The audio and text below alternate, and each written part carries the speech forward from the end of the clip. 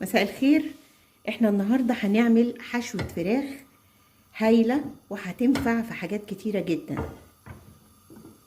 هتنفع نعمل بيها سمبوسة، هتنفع نعمل بيها مكرونة، هنحطها في فطاير، هنحطها في سندوتشات، يعني حاجة كده في منتهى الجمال. ويا ريت تسيبي الفيديو ده علشان رمضان، هتنفعك جامد جدا.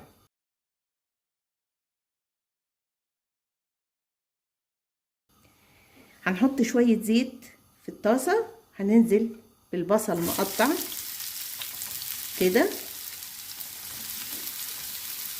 هتقطعيه بقى الطريقة اللي انت عايزاها. انا مقطعاه كروهات صغيرة كده او مكعبات صغيرة.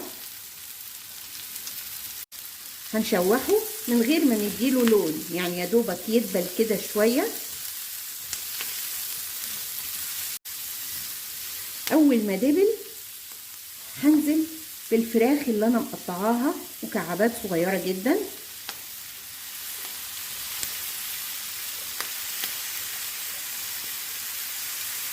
وهنقلب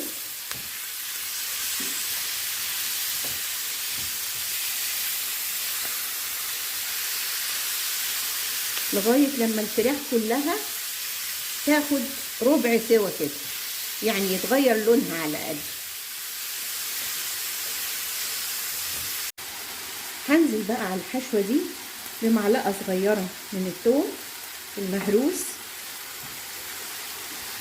هقلب عشان اخلطه ويديني الطعم والريحة مع كل الفراخ. هحط بقى فلفل اصفر واخضر اهو،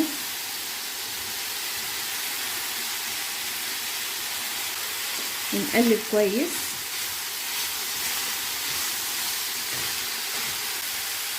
شوية من الزيتون الاخضر المقطع شرايح، وشوية من الزيتون الاسود المقطع شرايح. هنقلب. انا دلوقتي بشوح كل الحاجات دي مع بعضها تاخد تشويحه كده عشان نحط لها بقى التوابل بتاعتها. ايه بقى التوابل بتاعتنا؟ طبعا انا حاطه زيتون، فالملح عندي لازم ما يبقاش كتير، يعني احط ملح حسب الرغبه. خلوا بالكم ما تكتروش ملح. معلقه صغيره فلفل اسود،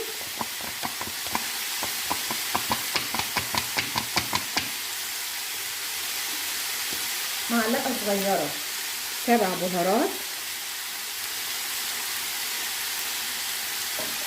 ومعلقه صغيره بابريكا. وهنقلب بقى ده كله، وشمي بقى الريحه حاجه جباره. هنحط بقى شويه ميه كده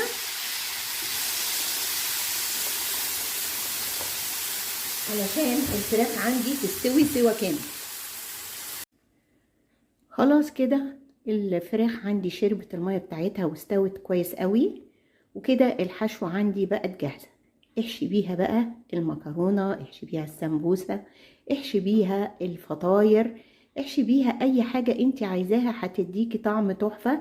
ممكن تستخدميها في السندوتشات كمان، لو انت هتعملي كريب او سندوتشات حتى عيش فينو هتبقى في منتهى الجمال. لازم تجربوها، وان جربتوها وعجبتكم ما تنسوش اللايك والشير والاشتراك في القناة عشان يجيلكم كل جديد. وما تنسوش كمان تكتبولي تعليقاتكم على الحاجات اللي انا بعملها. ودي كانت طريقة عمل حشوة الفراخ للبيتزا والسندوتشات بأسهل طريقة مع ميم.